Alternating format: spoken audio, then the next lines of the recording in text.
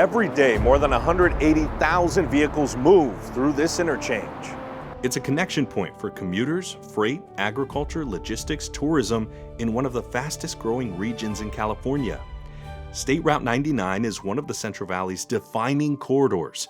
State Route 120 connects that movement west toward the Bay Area and east toward the Sierra Nevada.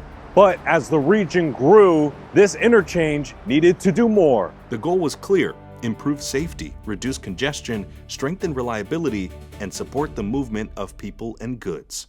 This project matters because it supports the daily movement of residents, workers, businesses, visitors, and freight across San Joaquin County.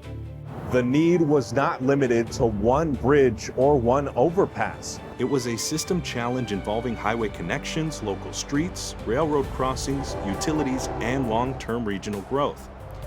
The San Joaquin Council of Governments took a leadership role because this is a regional priority that needed to move from planning into construction. And it's just not about moving vehicles.